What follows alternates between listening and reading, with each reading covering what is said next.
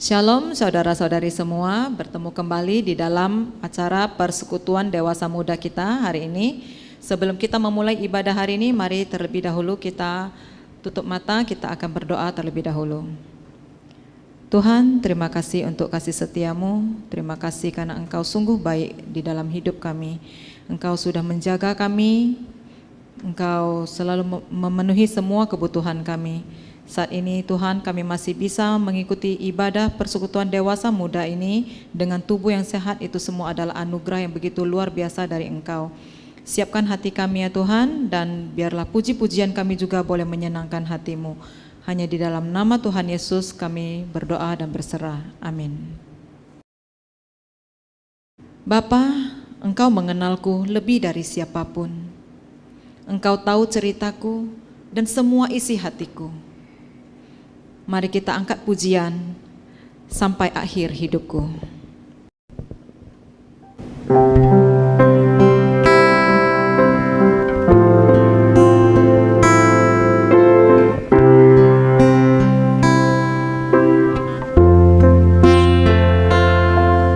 Bapa, Engkau mengenalku lebih dari siapapun.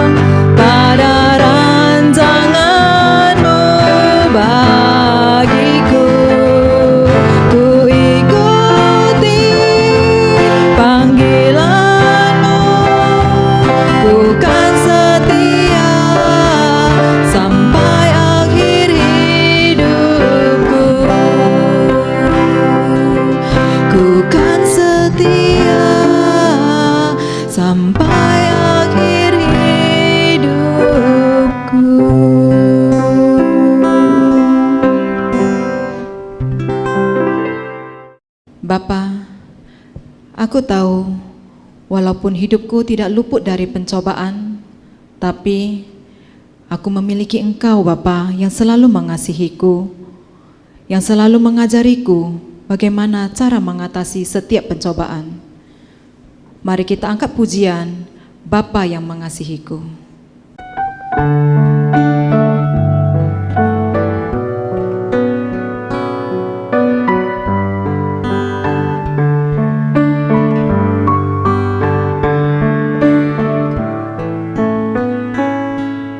Engkau Bapa yang mengasihiku, tak kau pandang bentuk dan rupaku. Engkau mengasihiku dengan sepenuh hati, tak pernah sama seperti dunia ini. Engkau Bapa yang mengajariku melewati badai langit biru. Kau yang buatku terbang bagaikan raja wali, mengatasi segala pencobaan.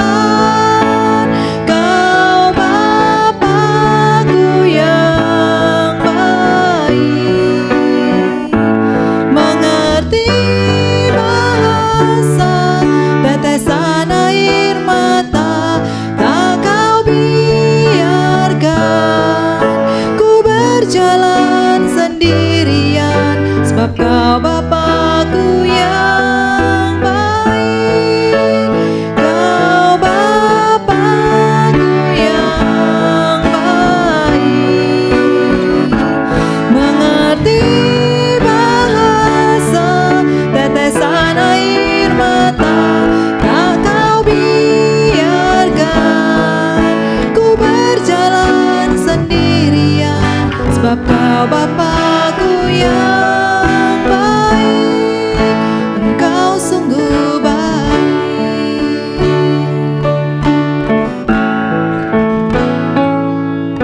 Engkau Bapa yang mengajariku melewati badai langit biru. Kau yang buatku terbang bagaikan raja wali, mengatasi segala pencobaan. Kau Bapa-Ku yang baik, mengerti bahasa tetesan air mata, tak kau biarkan ku berjalan sendirian, sebab kau Bapa-Ku yang baik. Kau Bapa-Ku yang baik, mengerti bahasa tetesan air mata, tak kau biarkan ku berjalan sendirian, sebab kau Bapa-Ku yang baik. Engkau sungguh baik. Kau Bapa-Ku yang baik, mengerti bahasa tetesan air mata, tak kau biarkan ku berjalan sendirian, sebab kau Bapa-Ku yang baik. Engkau sungguh baik. Engkau sungguh baik.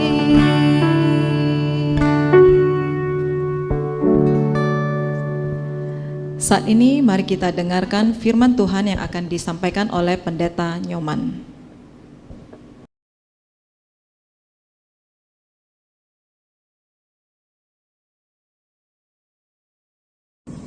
Ya, selamat malam, Shalom. Saudara, bersyukur pada malam hari ini kita bersama-sama beribadah walaupun secara online. Tapi saya percaya berkat saja akan berkurang. Walaupun saudara begitu secara live streaming, bahkan mungkin juga ada yang langsung. Biarlah kita semuanya berkati. Mari kita berdoa sebelum kita membaca dan merenungkan firman Tuhan. Mari kita berdoa. Bapa di dalam surga, kami bersyukur malam hari ini kami boleh bersama-sama beribadah kepada Tuhan, walaupun dengan tempat yang berbeda, tapi kami disatukan di dalam roh. Dan biarlah setiap kami yang hadir pada malam hari ini, yang menyaksikan online malam hari ini, kami sungguh diberkati melalui kebenaran firman-Mu. Pakai hamba-Mu ya Tuhan untuk meningkatkan rahasia firman-Mu. Biarlah kami semua boleh diberkati. Di dalam nama Tuhan Yesus kami sudah berdoa. Amin. Saudara, tema kita malam hari ini adalah developing your friendship with God. Ya. Kembangkan relasimu dengan Tuhan. Ya. Mari kita membuka di dalam Efesus pasal pertama ayat 15 sampai 17. Saya akan membacakan demikian firman Tuhan. Karena itu setelah aku mendengar tentang imanmu dalam Tuhan Yesus dan tentang kasihmu terhadap semua orang kudus, aku pun tidak berhenti mengucap syukur karena kamu. Dan aku selalu ingat kamu dalam doaku dan meminta kepada Allah Tuhan kita Yesus Kristus, yaitu Bapa yang mulia itu, supaya Ia memberikan kepadamu roh hikmat dan wahyu untuk mengenal Dia dengan benar. Saudara Islam Tuhan, perikop ini merupakan doa syafaat serta kerinduan bagi Paulus, bagi jemaat Efesus, supaya mereka bertumbuh secara rohani dan juga mengenal Tuhan dengan benar. Nah, saudara, kalau kita melihat perikop sebelumnya, ya, ini merupakan kelanjutan dari perikop sebelumnya, saudara. Di sana Paulus berbicara tentang kekayaan rohani. Ya. Nah, saudara, Paulus juga rindu jemaat Efesus mengetahui ya, kekayaan rohani yang mereka miliki di dalam Kristus. Bukan hanya tahu, tetapi juga menikmati kekayaan itu. Saudara, saya pernah mengikuti seminar, gitu ya, seminar ketua gereja Asia. Salah satu yang diperkenalkan adalah buku 33 berkat. Saudara, setelah saya membaca bagus sekali, saudara, 33 berkat yang harus diketahui bagi orang yang baru percaya kepada Tuhan. Wah, hal itu dikupas itu bagus sekali. Itulah kekayaan rohani yang luar biasa. Banyak orang yang kurang mengerti, apalagi menikmati. Sayang sekali, saudara, kalau kita disediakan berkat Tuhan yang begitu luar biasa, tapi kita nggak menikmati. Saudara, ada satu kisah tentang seorang ibu. Ibu tua ini memiliki seorang anak pemuda, hanya satu anaknya, suaminya sudah tidak ada. Mereka tinggal di negara Amerika Latin. Karena keadaan tempat itu sangat memprihatinkan, lalu anaknya bermaksud mencari kehidupan ke Amerika Serikat. Gitu ya. Akhirnya sebelum dia berangkat, anaknya sudah menyiapkan bekal untuk mamanya kira-kira beberapa bulan. Sementara nanti kalau dia sudah sampai di Amerika, dia akan mengirim uang ke mamanya supaya mamanya bisa tetap bertahan. Nah, singkat cerita, saudara, setelah sampai di Amerika Serikat, dia mendapatkan pekerjaan. Lalu bulan berikutnya, saudara, dia mulai mengirim surat kepada mamanya. Di dalam surat dia selipkan uang dolar, gitu ya, beberapa ratus dolar. Setiap bulan dia mengirimkan mamanya. Saudara, mamanya tidak tahu bahwa itu adalah uang. Mamanya juga adalah seorang yang buta huruf, saudara. Ya. Nah, kemudian setelah sampai beberapa bulan, mamanya kehabisan bekal. Ya. Kehabisan bekal, mamanya sangat tertutup dengan terkagum, gitu. Dia tidak pernah menceritakan kepada Tuhan kalau dia sedang kekurangan. Akhirnya apa terjadi, saudara? Ibu tua ini kemudian kehabisan makanan. Beberapa hari dia tidak makan. Tetangganya merasa heran. Kok ibu ini jangan keluar ya? Ada masalah nggak? Lalu tetangganya datang. Ketika menanyakan kenapa ibu kok kurus sekali? Ibu nggak punya makan, nggak ada bahan makan. Terus gimana? Anakmu udah kirim uang? Nggak tahu lah anakku itu. Dia memang ada kirim surat, tapi nggak ada kirim uang. Ada suratnya. Itu aku udah tumpuk di lemari beberapa tumpukan. Lalu tetangganya melihat waktu itu dibuka, saudara, ada lembaran $2 bola, saudara ya. Lalu tetangga katakan, Bu, ibu nggak tahu ini uang bola nilainya tinggi. Aku nggak tahu, aku kan tahu. Aduh ibu punya ratusan dolar, ibu kaya, tapi ibu kok mati kelaparan. Nah, saya kasih contoh, dia punya uang banyak, tapi dia kelaparan, dia tidak menikmati, gitu ya. Banyak orang Kristen seperti itu, punya kekayaan rohani, tetapi mereka tidak tahu, bahkan tidak menikmati. Sayang sekali ya, menjadi orang Kristen seperti ini. Nah, itu kita lanjutkan kembali, saudara. Surat ini awalnya dengan kalimat, aku mendengar tentang imanmu dalam Tuhan Yesus dan tentang kasihmu terhadap semua orang kudus. So kita tahu bahwa ada dua dimensi kehidupan Kristen, yaitu iman kepada Allah dan juga kasih kepada sesama. Gitu ya. Dua hal ini tidak boleh dipisahkan, saudara. Dan Paulus tahu jemaat Efesus ya memiliki kedua hal ini, tapi itu baru permulaan. Gitu ya. Dan Paulus juga rindu supaya orang-orang di Efesus itu lebih lagi mengenal Tuhan. Ya. Karena di sana mereka akan melihat betapa kekayaan Tuhan yang luar biasa yang mereka bisa nikmati. Nah, itulah sebabnya Paulus berdoa supaya jemaat Efesus mereka memiliki pengenalan yang benar akan Tuhan, gitu ya, supaya mereka memiliki relasi yang kental, yang intim dengan Tuhan. Nah, saudara, kerinduan Paulus ini, ya, sebetulnya bukan hanya untuk jemaat Efesus, tapi juga untuk semua orang Kristen, gitu ya.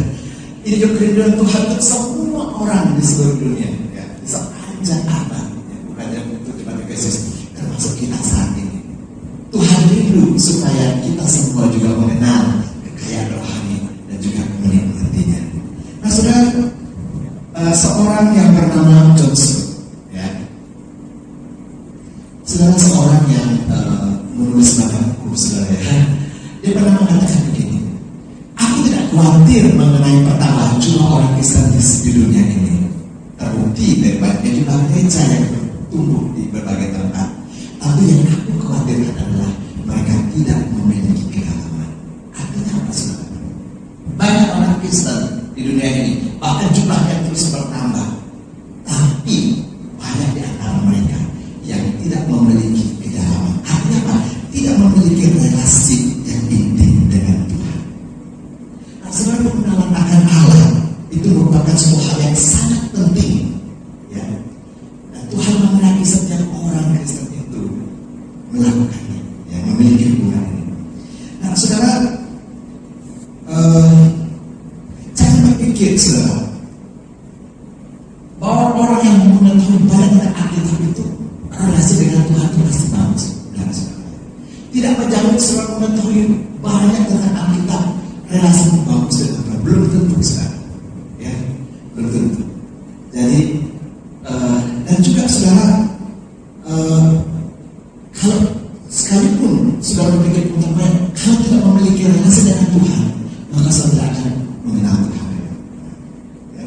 Nah, saudara, saya ingin kita membaca satu bagian firman Tuhan di dalam Hosea pasal yang ke-6. Ya. Hosea pasal 6 ayat 6. Di sana dikatakan demikian. Sebab aku menyukai kasih setia dan bukan korban sembelihan, dan menyukai pengenalan akan Allah lebih daripada korban-korban bakar. Seperti kan ayat ini. Sebab aku menyukai kasih setia, bukan korban sembelihan, dan menyukai pengenalan Allah lebih daripada korban-korban bakar.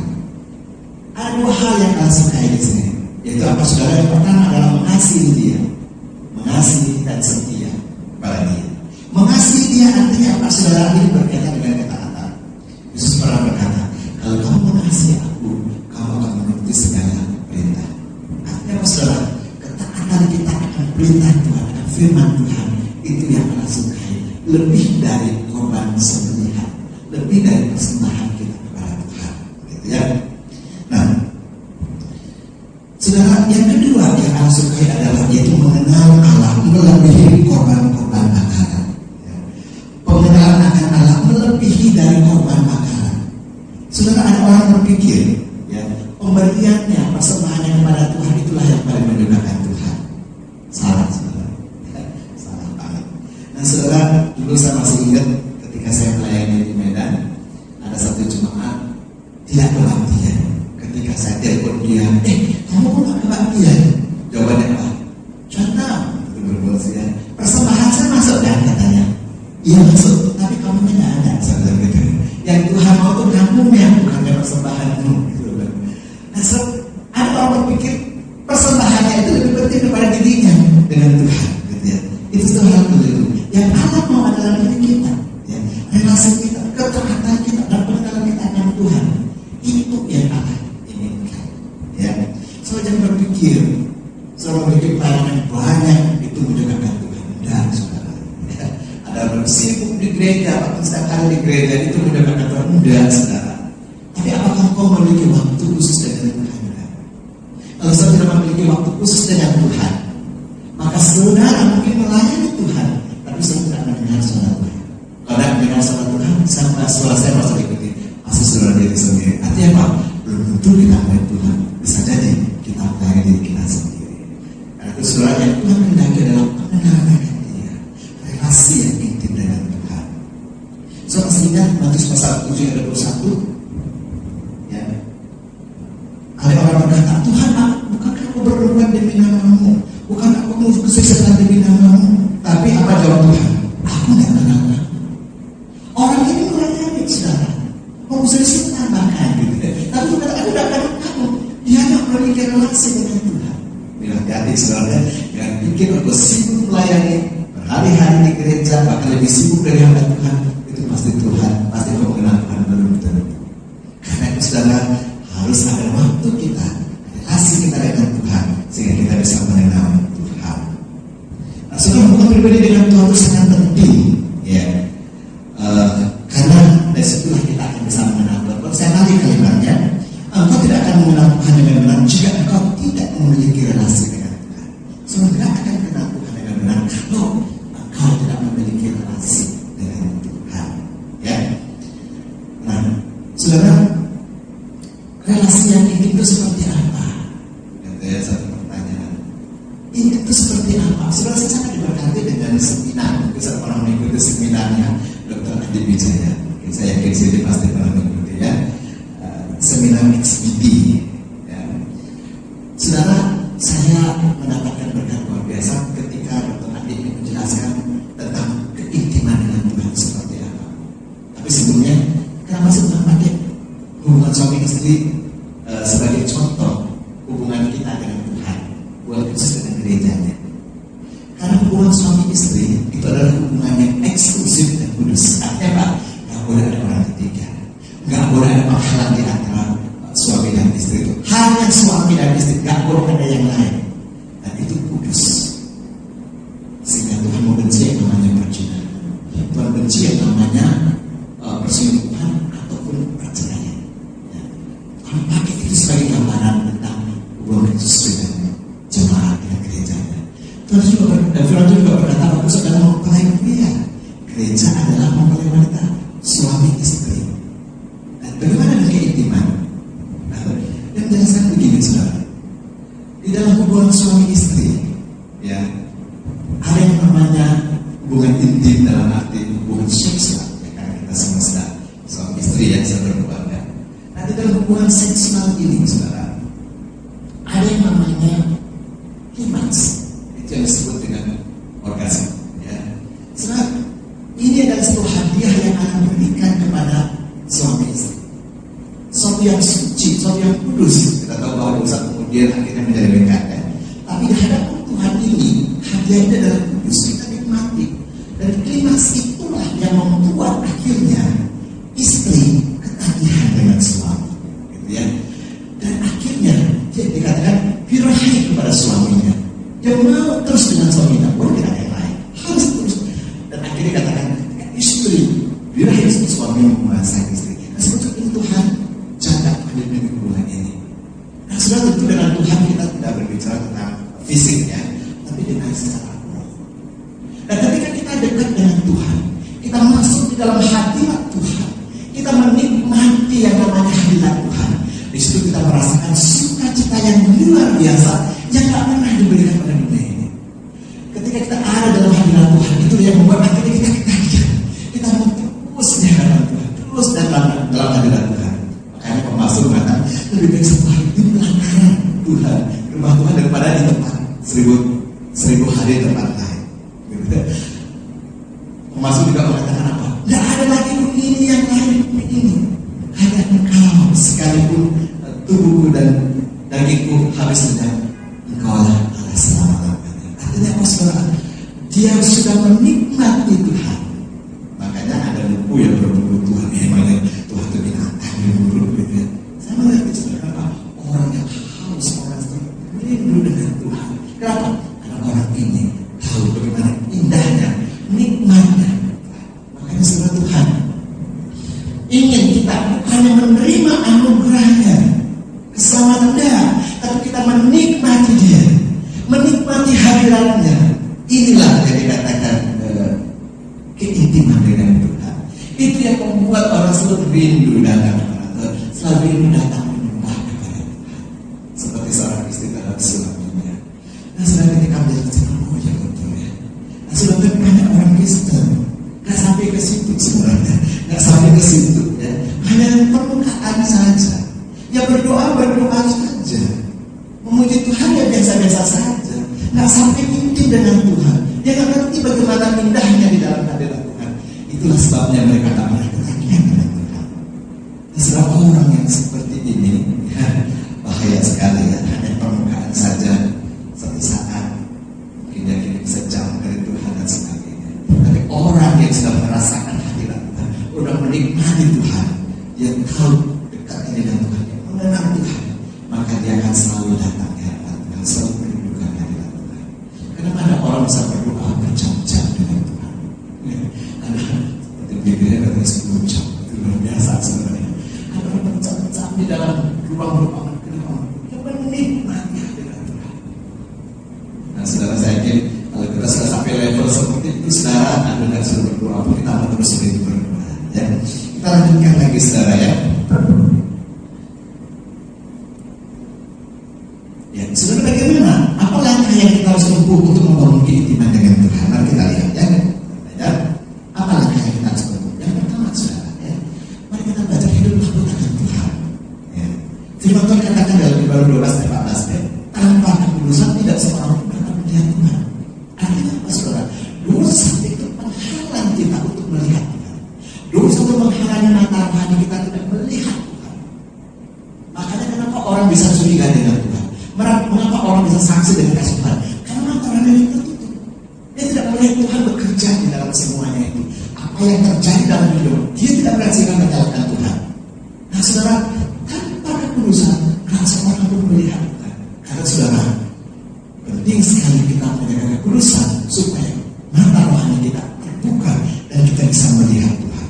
Bahkan di dalam Mazmur pasal 25 ayat 14 berkata, Tuhan bergaul dengan orang yang takut akan Dia dan percaya dengan Tuhannya kepada mereka. Artinya apa, saudara? Orang yang hidup takut akan Tuhan, Tuhan akan singkapkan rahasia-rahasia yang gak pernah di orang tahu begitu ya. Banyak rahasia-rahasia rohani yang akan singkapkan. Makanya gak heran, saudara, orang yang dengan Tuhan banyak sekali hal-hal yang orang lain gak tahu tapi Tuhan singkapkan. Nah, saudara, karena itu saudara, yang pertama kalau kita mau intim dengan Tuhan, takut akan Tuhan, kita mau bergaul dengan saudara, ya, kalau bergaul dengan Tuhan, dan juga mata rohani saudara dibukakan sehingga kau bisa melihat Tuhan, kau mengenal Tuhan dalam setiap peristiwa terjadi, kau melihat bagaimana tangan Tuhan yang bekerja. Ya, itu yang pertama. Yang kedua yang kita harus lakukan adalah apa, saudara? Yaitu apa? Memiliki kehidupan doa yang teratur. Kehidupan doa yang teratur. Artinya apa, saudara? Ya, ada jam-jam doa kita, saudara ya. Ya, memang sih kita doa pagi, mau makan, mau bangun, mau tidur, mau makan, itu doa biasa, saudara. Artinya apa? Ada jam-jam doa kita, ada jam waktu-waktu khusus kita bersama dengan Tuhan. Ya. Nah, saudara, kita harus berani menjaga waktu. Kalau kita mau intim dengan Tuhan, harus waktu. Entah pagi, subuh-subuh, entah tengah malam, terserah, saudara. Kapanpun, yang penting waktu itu kita sediakan khusus untuk Tuhan. Ya. Kalau mau intim dengan Tuhan, sediakan waktu khusus dengan Tuhan, saudara. Yang ketiga, saudara, ada waktu teduh dengan Tuhan. Itu disebut dengan quiet time. Ya. Saat teduh dengan waktu teduh beda. Ya. Waktu teduh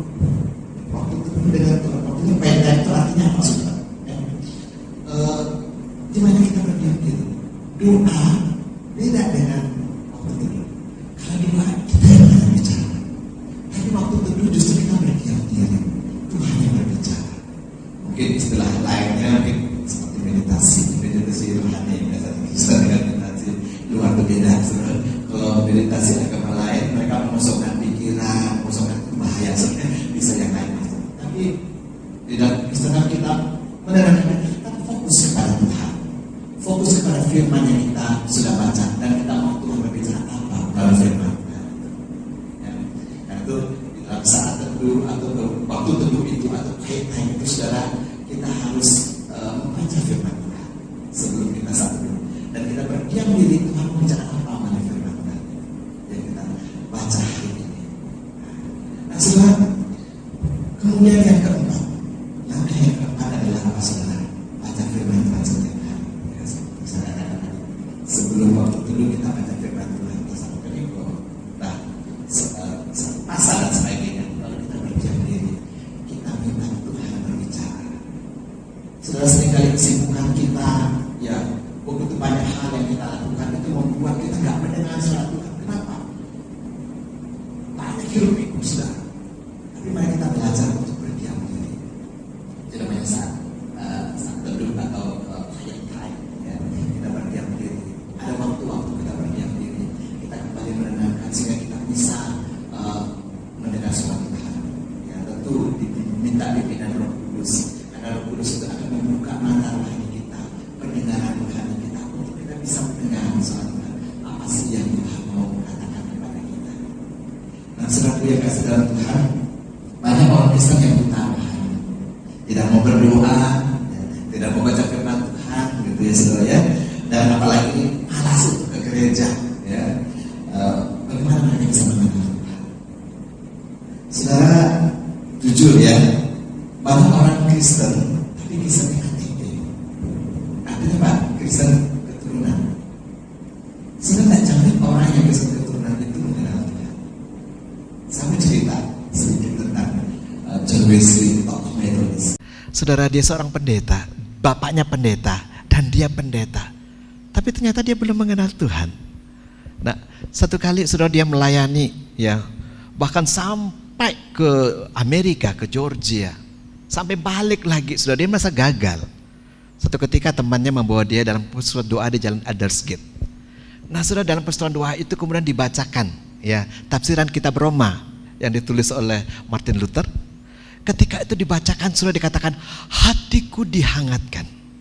Ya, Roh Kudus meyakinkan aku di dalam hatiku bahwa dosa-dosaku diampuni. Sudah dia mengalami kelahiran baru dan hidupnya berubah. Sejak peristiwa itu, dia menjadi pengkhotbah luar biasa. Pelayanannya boleh dikatakan hampir seluruh Eropa. Ya, boleh dikatakan sampai seluruh Eropa. Metodis berkembang luar biasa karena pelayanan dari John Wesley ini. Nah, saudaraku yang dalam Tuhan, setiap orang percaya perlu mengalami yang namanya perjumpaan secara pribadi dengan Tuhan, seperti yang dialami oleh John Wesley ini. Bahkan saya sering menganjurkan kepada jemaat supaya mereka benar-benar mengalami perjumpaan pribadi dengan Tuhan, karena itulah yang akan mengubah hidup mereka, dan juga mereka mengerti bagaimana berrelasi dengan Tuhan. Nah, saudara, ada orang mengalami perjumpaan dengan Tuhan ketika dia bangkrut dari usahanya. Seorang pengusaha pernah berkata, untung saya bangkrut, katanya. Kalau saya nggak bangkrut, saya nggak kenal Tuhan. Justru karena saya bangkrut, saya mengenal Tuhan. Harta saya habis boleh, tetapi saya memiliki Tuhan yang luar biasa. Dia mengenal Tuhan ketika bangkrut. Ada orang yang sakit, waktu dia sakit, di situ dia mengenal Tuhan. Ada orang yang ketika anaknya diambil oleh Tuhan, baru mengenal Tuhan. Salah seorang kawan saya, udah sering kali diinjili oleh hamba Tuhan, dia tidak pernah mau bertobat. Tapi ketika anaknya meninggal, disitulah matanya terbuka. Hamba Tuhan itu terus melayani dia, dan dia akhirnya menjadi seorang pelayan Tuhan luar biasa. Ada berbagai macam cara orang bisa mengalami perjumpaan pribadi dengan Tuhan. Saya mau sharing sedikit, saudara ya. Ada seorang anak pemuda di tempat kami, gitu ya. Mamanya adalah jemaat kami, anak ini belum, ya. mamanya berkata, "Bu Su, tolong doakan anak saya rindu anak saya percaya Tuhan." Ya. Nah saudara, suami istri ini terus minta kepada saya berdoa supaya anaknya ini satu saat mau menjadi anak Tuhan. Benar saudara, tiba-tiba anak itu berkata kepada mamanya, "Ma, aku mau baptis." Mamanya kaget saudara ya. Lalu mamanya menyampaikan pada saya bilang, "Oke, bawa dia, nanti saya layani khusus pribadi." Hari Minggu dibawa, lalu saya layani secara pribadi. Saya selalu awali dengan PI sebelum saya katekesasi dia, saya awali dengan PI. Begitu saya injili dia, ketika saya ajak dia terima Tuhan Yesus, tiba-tiba dia nggak bisa ngomong. Saya katakan, kamu pegang sesuatu ya? Iya katanya gitu. Wah, akhirnya apa yang terjadi saudara? Saya layani dia dan akhirnya terlepas. Belum selesai sampai di situ saudara. Kemudian saya katakan, ini belum selesai. Memang kamu sudah terima Tuhan Yesus, masih proses. Ingat, iblis nggak tinggal diam, tapi kamu harus tetap setia kepada Tuhan. Ya, pasti banyak tantangan. Lihatlah, saya bilang gitu ya. Benar saudara, minggu depan dia datang, dia jumpa saya. Dia katakan, "Bu Su, aku bermimpi." "Mimpimu apa?" "Saya bermimpi saya berada di satu lorong. Lorong itu gelap sekali. Dan saya sedang berjalan ke ujung lorong itu. Di ujung lorong itu terang sekali. Dan waktu saya berjalan, tiba-tiba ada yang menghalangi saya. Dan berkata, 'Vincent, kamu mau ke sana. Kalau kamu ke sana kamu nggak akan jumpa dengan tante." Bilang gitu. Saya bilang, "Stop. Dia pasti adalah orang yang dekat dengan kamu dan dia sudah meninggal." "Ih, Bu Su kok tahu?" "Tahu lah, itu cara kerja setan." Saya katakan, "Ih, kok Bu Su tahu ya?" "Ya tahu." Saya bilang itu. "Jangan hiraukan. Tapi dia sayang sekali sama saya. Dia yang pelihara saya di kecil." Saya katakan, "Tuhan bisa pakai siapa saja untuk melihara kamu. Itu hanya salah satu. Jangan terpengaruh ya. Kamu harus sampai di ujung itu ya." "Ya, ya Bu Su." Minggu depan nyambung lagi mimpinya. Saya berada di lorong yang sama. Tapi waktu saya berjalan itu bukan tante saya lagi yang muncul. Siapa? Bapak pakai peci yang memberikan dia ilmu dulu begitu ya. Menghalangi dia. "Kamu mau ke sana, mau cari kebenaran, ikut saya." "Enggak, saya enggak mau ikut kamu." Tiba-tiba dia berubah. Begitu berubah dia bilang, "Stop." Gimana wajahnya? Serem ya, ada tanduknya. "Wih, bos kok tahu?" "Lucifernya itu," saya bilang gitu. "Oh ya, tapi saya ketakutan bos, saya lari. Saya mundur." Tapi saya ingat bos bilang harus lawan. Saya cuma berdoa, "Tuhan, singkirkan setan ini." Begitu saya amin, hilang katanya. Dan akhirnya saya jalan, sampailah saya di tempat terang itu. Begitu saya duduk di tempat terang itu, saya berada di satu taman yang sangat indah. Lalu Tuhan Yesus berkata, "Kamu senang Vincent?" "Senang Tuhan." "Itu belum seberapa. Kamu akan menikmati 7 kali lebih senang dari ini." Wah. Lalu apa yang terjadi saudara? Saya yang keluar air mata. Saya bilang, "Vincent, saya senang kali dengar kesaksian kamu ini." "Bu Su senang." "Saya jauh lebih senang," katanya. Lalu Tuhan membawa satu jubah baru. Dan jubah itu dipakaikan kepada saya. Dibukakan ayatnya, saya pun lupa ayat itu ya. Diberikan jubah yang baru. Saya katakan, "Vincent, kamu baru aja percaya. Tapi kamu sudah punya pengalaman pengenalan akan Tuhan secara pribadi. Saya percaya kamu akan jadi hebat Tuhan." Yakinnya sekarang dia berangkat di sekolah teologi. Dia pernah datang ke sini waktu Mamus khotbah di sini ya. Nah, saya mau katakan ya, walaupun dia baru percaya, tapi dia bisa mengenal Tuhan. Belum tentu orang yang sudah lama menjadi orang Kristen mengenal Tuhan. Nggak jamin saudara ya. Tidak menjamin lamanya kita menjadi orang Kristen kita pasti mengenal Tuhan, nggak jamin. Yang penting apakah kita mengalami perjumpaan pribadi dengan Tuhan? Enggak. Saudara, firman Tuhan di dalam Yeremia 29 ayat 13 berkata demikian. Sorry ya. Ya. "Apabila kamu mencari aku, kamu akan menemukan aku. Apabila kamu menanyakan aku dengan segenap hati." Saudara, kalau kita mau mencari Tuhan dengan sepenuh hati, maka Tuhan akan mendapatkan kita. Itu kunci. Kalau ingin mengalami perjumpaan pribadi dengan Tuhan, cari Tuhan dengan sepenuh hati. Dikatakan Tuhan akan mendapatkan saudara. Ipar saya seorang Jerman ya, dia ateis saudara ya. Banyak orang Jerman ateis tidak percaya Tuhan. Adik saya setelah mengikuti seminar tentang keluarga, sudah 11 tahun menikah, dia baru sadar, ternyata saya berzina dengan suami saya. Dulu kami diberkati di gereja, habis itu suami saya nggak pernah ke gereja, roh kami berbeda. Wah, saya nggak bisa seperti ini. Lalu adik saya mengatakan kepada suaminya, saya nggak bisa teruskan pernikahan ini. Maksudmu? Gitu ya. Saya beri waktu 1 tahun. Kalau kamu tidak bertobat dan tidak lahir baru, sorry, kita nggak lanjutkan pernikahan ini. Kita selesai. Adik saya mengatakan demikian. Anak sama saya, anaknya cuma 1. Anak sama saya, anaknya masih kecil waktu 11 tahun waktu itu ya. Anak sama saya. Lalu gimana saya mengenal Tuhan? Cari Tuhan. Gimana saya cari Tuhan? Tanyakan Tuhan, katanya. Benar saudara. Mulailah hari itu, ya, mereka tidak lagi tinggal satu kamar terpisah. Dia mulai cari Tuhan. Mulai bertanya, Yesus kalau engkau ada tunjukkan dirimu. Gitu ya. Yesus kalau engkau ada tunjukkan dirimu, saudara. Satu kali dia berada di Kalimantan, sebuah hotel, ya. Di malam hari itu dia mencari Tuhan. Dia kata, Yesus kalau udah tunjukkan dirimu. Dan malam itu Yesus datang kepada dia. Dan malam itu dia malam jumpa pribadi dengan Tuhan. Dia telepon adik saya, dia katakan, I met Jesus. Ya. Aku bertemu Yesus, dia katakan. Malam itu juga. Biasa rokok 1 hari itu 4 bungkus itu berhenti seketika. Nah saudara, orang yang mengalami perjumpaan pribadi dengan Tuhan, ada perubahan yang luar biasa terjadi. Orang yang tadi merokok luar biasa bisa berhenti seketika. Gak mungkin. Menurut saya nggak mungkin orang 4 bungkus setiap hari berhenti, nggak mungkin kan gitu ya. Tapi bagi Tuhan tidak mustahil. Nah, orang yang mau mencari Tuhan dengan sepenuh hati, maka Tuhan akan mendapatkannya. Karena itu saudara, saya rindu engkau yang mendengar firman Tuhan hari ini. Kalau engkau belum pernah mengalami perjumpaan pribadi dengan Tuhan, cari Tuhan. Cari Tuhan. Maka Tuhan akan mendapatkan saudara. Saudara, saya rindu kita menjadi orang Kristen, jangan menjadi orang Kristen hanya permukaan. Ya. Hanya permukaan saja, menjadi orang Kristen yang pada umumnya tapi tidak memiliki kedalaman. Kristen pantai, kalau saudara ke pantai dapat jumpa apa? Pasir paling, air, ikan pun kecil-kecil. Tapi di dalam, ketika engkau masuk lebih dalam lagi, apa yang terjadi di sana? Di sana ada banyak ikan luar biasa besar-besar. Tapi tantangan ada, iya, ada gelombang, ada badai. Demikian juga relasi kita dengan Tuhan.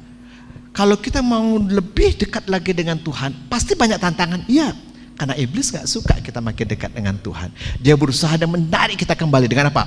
Masalah demi masalah. Makanya ada orang Kristen mengatakan, Boksu, kenapa ya aku makin dekat dengan Tuhan, bukan makin baik, makin banyak masalah. Saya katakan itu biasa. Loh, kenapa begitu? Iya, karena iblis gak mau kamu dekat dengan Tuhan. Nikmati saja. Kenapa? Karena ketika kau makin dekat dengan Tuhan, masalah makin banyak. Di situ akan melihat bagaimana Tuhan bekerja. Dalam setiap masalah yang kamu hadapi, tangan Tuhan yang luar biasa. Kamu akan melihat keajaiban Tuhan. Engkau akan mengenal Tuhan di dalam masalah itu. Nah, seringkali kita ketika ada masalah, malah kita justru lari dari Tuhan, menjauh dari Tuhan. Salah, saudara. Harusnya kita makin mendekat dengan Tuhan dan kita semakin akan melihat bagaimana Tuhan yang ajaib itu melakukan, menyelesaikan setiap masalah. Maka dari itu saudara, janganlah menjadi orang Kristen yang dangkal, Kristen pantai. Jadilah orang Kristen yang memiliki hubungan yang dalam dengan Tuhan, yang intim dengan Tuhan. Ya, tadi saya sudah jelaskan bagaimana membangun keintiman dengan Tuhan, bagaimana menikmati Tuhan di dalam kehidupan kita. Tuhan memberkati kita. Amin. Mari kita berdoa. Bapa, terima kasih untuk firman-Mu yang sudah kami dengar. Engkau berkati, biarlah Roh Kudus terus berbicara kepada kami semua. Tuhan, Engkau ingin supaya kami menjadi orang Kristen yang sungguh-sungguh intim dengan Tuhan. Jangan biarkan kami menjadi orang Kristen yang biasa-biasa, orang Kristen yang dangkal, orang Kristen seperti pantai. Tapi biarlah kami boleh memiliki keintiman, lebih dalam lagi mengenal Tuhan, lebih dalam lagi sehingga kami semakin melihat kuasa dan berkat-berkat Tuhan yang melimpah, yang luar biasa yang Engkau sediakan kepada kami. Kami percaya Tuhan, ada begitu banyak berkat rohani yang sudah Engkau siapkan bagi kami sebagai orang-orang percaya. Biarlah kami bukannya mengetahui, tapi kami juga boleh menikmati setiap berkat Tuhan. Di dalam nama Tuhan Yesus kami sudah berdoa. Amin. Terima kasih atas penyampaian firman-Nya kepada Bapak Pendeta Nyoman. Saat ini adalah persembahan. Saudara-saudara dapat mengirimkan persembahannya melalui rekening yang tertera di layar. Mari kita angkat pujian Sentuh Hatiku.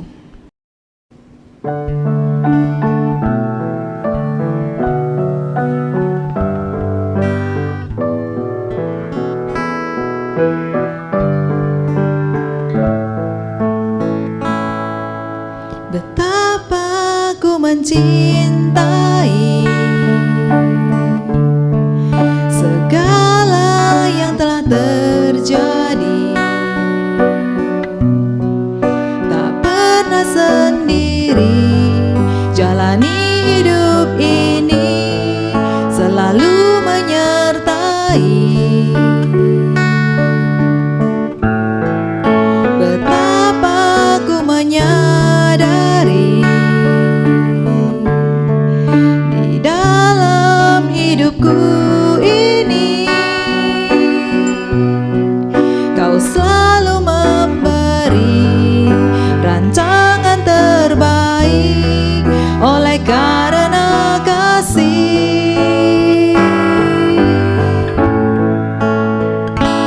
Bapa, sentuh hatiku, ubah hidupku menjadi yang baru, bagai emas yang murni. Kau membentuk bejana hatiku. Bapa, ajarku mengerti sebuah kasih yang selalu memberi, bagai air mengalir yang tiada pernah berhenti. Mari kita bersatu dalam doa. Bapa, sungguh kami mengucap syukur kepadamu untuk segala pemeliharaanmu kepada kami. Engkau memenuhi semua kebutuhan kami. Engkau tahu semua kebutuhan kami. Terima kasih ya Tuhan. Kami sungguh boleh bersuka cita bisa hidup di dalam Engkau. Kami sungguh boleh bersuka cita boleh menjadi anak-anak-Mu. Terimalah persembahan kami ya Tuhan. Biarlah persembahan kami boleh menyenangkan hati-Mu dan boleh menjadi berkat bagi banyak orang. Hanya di dalam nama Tuhan Yesus kami mengucap syukur, berdoa dan berserah. Amin. Persada berikutnya akan diadakan pada tanggal 12 Februari tahun 2022 dan ada acara yang sangat spesial karena kita akan sekaligus merayakan Imlek.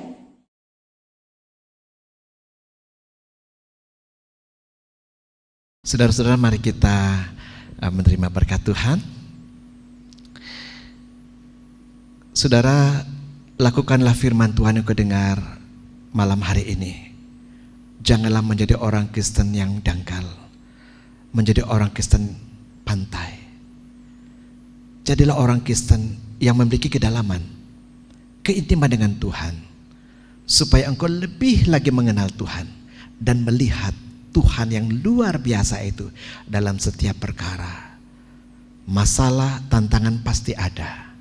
Tetaplah setia kepada Tuhan, karena melalui masalah itu engkau akan melihat dan mengenal Tuhan yang luar biasa. Mari kita angkat hati kita di hadapan Tuhan, kita terima berkat Tuhan. Tuhan memberkati engkau dan melindungi engkau. Tuhan menyinari engkau dengan wajahnya dan memberi engkau kasih karunia. Tuhan menghadapkan wajahnya kepadamu dan memberi engkau damai sejahtera. Mulai malam ini bahkan sampai selama-lamanya. Amin.